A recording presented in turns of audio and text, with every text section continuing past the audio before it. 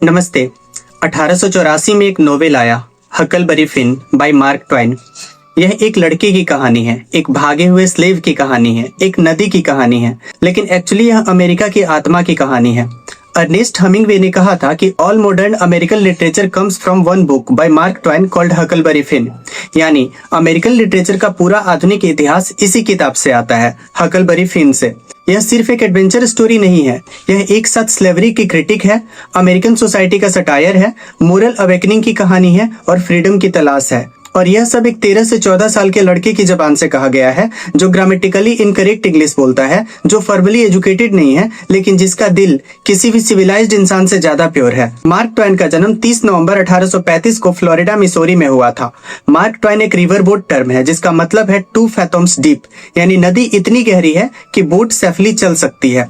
Twine खुद Mississippi river पर river boat pilot का काम किया करते थे और यही नदी उनके मोस्ट इंपोर्टेंट वर्क की सेटिंग बनी। उन्होंने स्लेवरी को अपनी आंखों से देखा था और मिसौरी एक स्लेवरी स्टेट था भी।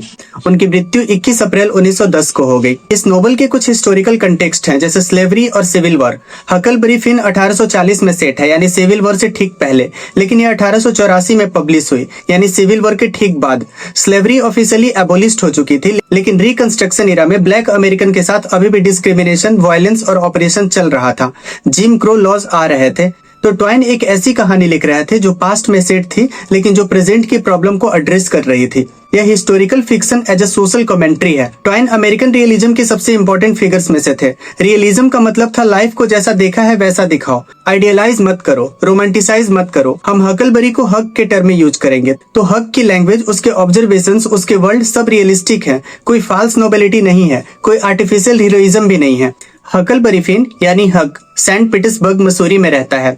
वह टॉम सॉयर के एडवेंचर्स के बाद से थोड़ा सिविलाइज्ड हो गया है। विडो डुगलाज उसे अडॉप्ट करके पढ़ा लिखा रही हैं, लेकिन हक को यह सब पसंद नहीं है। Regular clothes, table manners, school, religion, यह सब उसे सफोकेटिंग लगता है। हक का पिता पैप फिन एक ड्रंक और वायलेंट आदमी है। जब उसे पता चलता है कि हक के पास पैसे हैं, तो वह वापस आता है। पैप हक को एक आइसोलेटेड केबिन में ले जाता है और उसे बंद कर देता है, लेकिन हक उस केबिन से क्लेवरी एस्केप करता है। वह अपनी फेक डेथ स्टेज करता है, केबिन में पिग का खून फैला देता है और सबको लगता है कि हक मर गया। वह जैक्सन्स आइलैंड पर हाइड करता है, मिसिसिपी रिवर के बीच में। आइलैंड पर हक को जिम मिलता है। जिम विडो डुगलाज की स्लेव है। उसे पता चला था कि उसे सेल किया जाने वाला है, उसे अपनी फैमिली से अलग किया जाने वाला है, इसलिए वह भाग गया। यह एक मेजर मोमेंट है। हक के सामने एक मोरल चॉइस है। उस समय लॉ के अनुसार एक रनवे स्लेव को हाइड करना और हेल्प करना इलीगल था। अगर हक जिम को रिपोर्ट नहीं करता है तो वह लॉ ब्रेक कर रहा है, लेकिन हक जिम को रिपोर्ट नहीं करता है। क्यों? क्योंकि उस मोमेंट में वह इसे रेशनली जस्टिफाई नहीं कर सकता। वह बस फील करता है कि यह राइट है, और यह पूरे नोवेल की मोरल कोर है। हक और जिम एक राफ्ट पर मिसिसिपी रिवर डाउन करने लगते हैं। उनका प्लान है ओहियो रिवर तक पहुंचना। ओहियो एक फ्री स्टेट है और जिम वहां से फ्री होगा। रिवर पर उनकी लाइफ एक सेपरेट वर्ल्ड है, फ्री, पीसफुल और ऑनेस्ट। द राफ्ट नोवेल का सेंट्रल सिंबल है, फ्रीडम, इक्वलिटी और जेन्युइन ह्यूमन कनेक्शन। लेकिन हर बार जब वो शोर पर आते हैं तो उन्हें करप्ट, वायलेंट और हाइपोक्रिटिकल वर्ल्ड दिखता है। शोर पर जो एपिसोड्स होते हैं वे अमेरिकन सोसाइटी की सटायर है। आगे जाकर हक एक वेल्दी और सिविलाइज्ड फैमिली ग्रेंगर फोर्ड्स के साथ रहता है। वे एजुकेटेड हैं, रिलीजियस हैं, उनके पार्लर में डेड रिलेटिव्स की पेंटिंग है, लेकिन ये लोग दूसरी फैमिली सेफर्ड सन से जनरेशन से लड़ रहे हैं। कोई नहीं जानता कि फ्यूड क्यों शुरू हुई, लेकिन दोनों साइड्स के लोग मरते रहते हैं, इंक्लूडिंग यंग बॉयज। हक और जिम को राफ्ट पर 2 कॉन आर्टिस्ट मिलते हैं।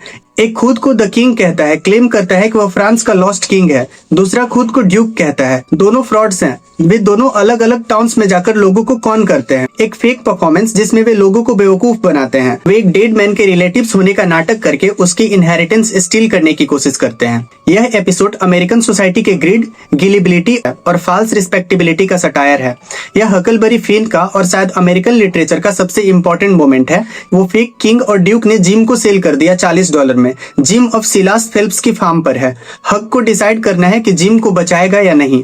उसकी ट्रेंड कंसाइंस कहती है कि जिम एक स्लेव है, उसे भगाने में हेल्प करना पाप है और ऐसा करके उसे हेल जाना होगा। हक एक लेटर लिखता है मिस वॉटसन को जिम कहाँ है बताने के लिए, ताकि वह राइट काम करे। लेकिन वह जिम के साथ बिताए मोमेंट्स याद करता है, जिम की काइंडनेस याद करता है, जिम का उसके लिए केयर याद करता है और जिम का अपनी फैमिली के लिए दर्द भी याद करता है। और हक एक डिसीजन लेता है। वह लेटर को देखता है और कहता है कि all right then I will go to the hell. और लेटर को फाड़ देता है। यह लाइन अमेरिकन लिटरेचर की सबसे पावरफुल लाइंस में से एक है। हक सोसाइटी की मोरालिटी को जो एक्चुअल में इमोरल है रिजेक्ट कर देता है और अपने हर्ट की मोरालिटी को जो एक्चुअल में मोरल है उसे चूज करता है। हक फेम्स फार्म पर जिम को बचाने के लिए जाता है। कोइंसिडेंटली वहां टॉम सॉयर आने वाला है। हक और टॉम एक रेस्क्यू प्लान बनाते हैं, लेकिन टॉम का प्लान अननेसेसरीली कॉम्प्लिकेटेड है। वह एडवेंचर और ड्रामा के लिए एक्स्ट्रा ऑब्स्टेकल ऐड करता है। यह आयरॉनिक है, टॉम ने बुक्स पढ़ी है, वह रोमांटिक एस्केप प्लान करता है, इसलिए वह रियल सॉल्यूशंस को भी एक गेम की तरह ट्रीट करता है। रेस्क्यू के दौरान टॉम को गोली लग जाती है। फाइनली रिवील होता है कि मिस वॉटसन की डेथ हो गई थी और अपनी विल में उसने जिम को फ्री कर दिया था। Gym was already free. पूरी रेस्क्यू एडवेंचर अननेसेसरी हो गई। हक डिस्कवर करता है कि उसका पिता यानी पैप मर गया है। उसे अब किसी से डरने की जरूरत नहीं है। आंटी सैली उसे अडॉप्ट करना चाहती हैं, सिविलाइज्ड करना चाहती हैं।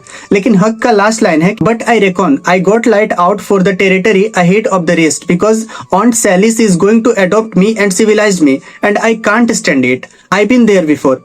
हक फिर से टेरिटरी यानी वेस्ट की तरफ भाग जाता है और उसकी फ्रीडम की तलाश जारी रहती है।